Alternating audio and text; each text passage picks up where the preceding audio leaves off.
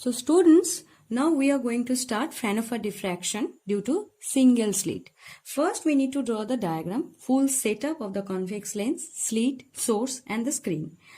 Okay, now let's start drawing the diagram. First of all, there should be a source which is S. There should be monochromatic or polychromatic. Monochromatic means there should be one color, either yellow or any of the color from the white light. Whenever it's polychromatic, that means it is the mixture of the color, basically white light you can say. So from source, light is diverging or spreading at different sides. Now, after that, convex lens 1 should be there. Okay, convex lens 1, why? Because two convex lenses are used in the setup of Fraunhofer diffraction. Okay, so as the rays are coming towards the convex lens, as the spreading rays like this and this. Now, what actually convex lens does? Whenever the source is kept at the focus of the convex lens, then what happens actually? The rays are getting refracted from the convex lens and they are formed as parallel rays by the convex lens. Okay, we know about it. Now, the rays are going as parallel. Now, the slit is introduced in between the path of the light. Now, one slit is there because single slit should be there. Slit means aperture. There is an opaque. Basically, this is the obstacle and there is the aperture. Now, after that, there should be another convex lens. There should be another convex lens because whenever the parallel rays are coming now, they gets diffracted through that aperture and after that they will be converged. They will be converged by the convex lens 2. So, suppose the screen is there. Whenever the screen is there, as the screen is placed at the focal plane of the convex lens 2. So, this is convex lens 2 and this is convex lens 1. So, the screen is placed as the screen is placed at the focal length of the convex lens 2. So, the parallel rays will be converged to a point C. Basically, this is the central maxima point. Now, see, I told you that whenever light is coming towards an opaque or obstacle or aperture, then at the corner or the edge, lights get diffracted. So, light is spreading all over the sides. But we will take only two of the rays which are diffracted from the edges. Suppose the two rays are like this. They are also parallel, but they are diffracted at angle theta with the parallel rays and they are again converging to a point P. So this is the secondary maxima. This is primary or central maxima and this is the point at which secondary maxima occurs. Okay. So basically the intensity pattern will be like that. Here the intensity will be maximum and after that there will be another secondary maxima and then it will be blowout. So here we have drawn a normal. And what is the purpose to draw the normal? Basically, beyond the point A and N, after drawing the normal, we can say for diffraction pattern, AP and NP is the same path traversed by the light after diffraction. So we can say the angle BAN is also equals to a theta. And this is 90 degree because we have drawn a normal on the line BP.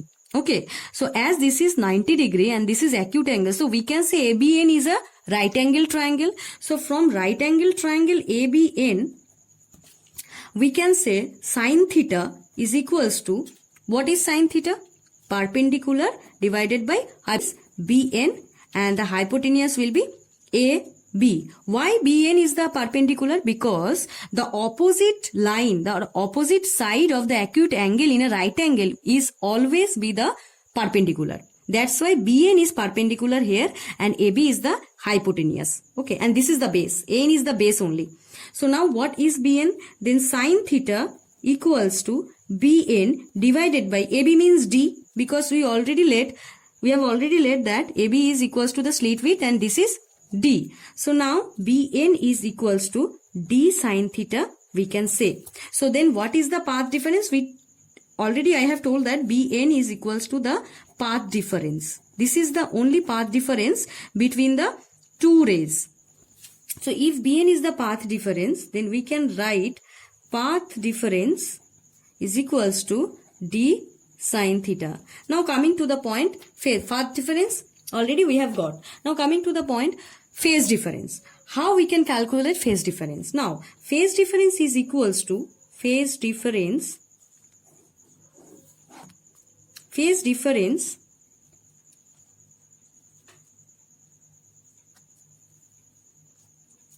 equals to 2 pi by lambda into path difference. Okay. So then what is path difference? 2 pi by lambda into path difference is basically D sine theta. So we can say 2 pi D by lambda into sine theta. Now let me tell you one thing. Basically the phase difference is 2 pi by lambda into 1 by n into d sine theta. Why 1 by n is introduced over there? Because suppose there was a slit, okay, and now we are calculating the path difference between the two rays. Now first we have to know that in between the two rays, the total phase difference is this one. But in between the gap and between the slit, there are n number of vibrations or n number of phases. For n number of phases, the total phase difference is that. And for the phase difference between two consecutive phases, then we have to divide the total phase difference by n only. Then we can get the phase difference between two consecutive vibration or two consecutive phase difference. This is actually 1 by n into 2 pi by lambda into d sine theta. Okay. Now coming to the next point, which is resultant amplitude. Resultant amplitude. The theory of n harmonic vibrations. Why n harmonic vibrations? Because we are saying that in between this slit gap, there are n number of vibrations or infinite vibrations. So we call the number as n. And for n harmonic vibrations, there is a particular formula for resultant amplitude. The resultant amplitude can be given by R equals to A sine n delta by 2 divided by sine delta by 2. Why this is so? Let me tell you one thing. Whenever n vectors are there, suppose in this way and after this way and this way and this way and after this way. How to calculate the resultant amplitude for each of the vectors? The resultant amplitude will be like this, R. And the formula of the R is like this. When delta is the phase difference for each consecutive vibration, there is n number of vibrations, and for each vibration the phase difference should be delta, and for n number of vibration and having delta phase difference for consecutive phase difference, we can get the resultant amplitude like this.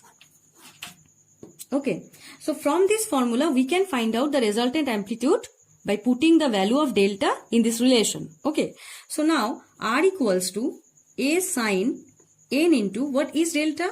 Delta is basically 1 by n into 2 pi by lambda into d sine theta. And there is half. After that, sine delta by 2. What is delta over there? Again 1 by n 2 pi by lambda into d sine theta. And again 1/2 factor is there. So now what is the final value? Then 2 will be cut down and P22 will be gone, and then A sine pi d sine theta divided by lambda. After that, sine pi d sine theta divided by n lambda. Okay. Now this is the final formula of resultant amplitude. Now we can say the total value of pi d sine theta by lambda is as alpha. So let pi d sine theta r equals to a sine alpha divided by sine alpha by n. Okay.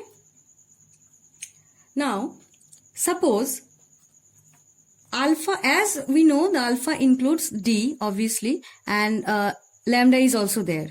So for diffraction pattern, what I have told initially, that for getting diffraction pattern, lambda should be much greater than d. So that means d by lambda should be much less than 1. So whenever d by lambda is much less than 1, then alpha can be so less. Alpha is very much less than 1. So we can say for small alpha, sine alpha can be written as alpha. As we know, what we know, sine theta always tends to theta when theta is small.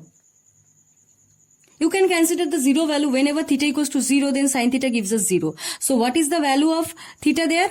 0. And then we got for theta equals to 0, we got sine theta equals to 0 only. If you put theta equals to 0.5 or 0.003 in calculator, and then you can find out the sine of this theta, then you will get the same value as theta is having. Okay. So for small theta, we can write for sine theta and tan theta also only the theta. Okay.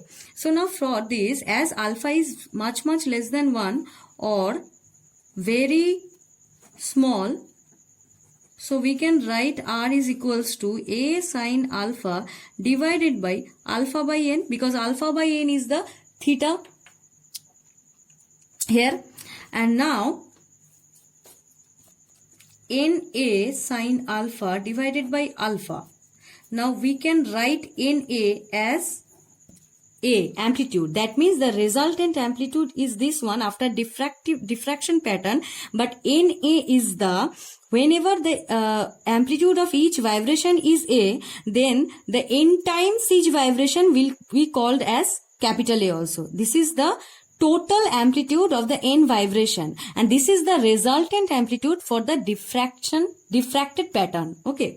So now A sine alpha divided by alpha is the expression of resultant amplitude only. Okay. So in the next video, we will calculate the intensity of the diffraction pattern from R, which is basically the resultant amplitude, because the expression of intensity is I equals to R square, and from then we will find out the condition for minima and maxima. Okay, till then, thank you.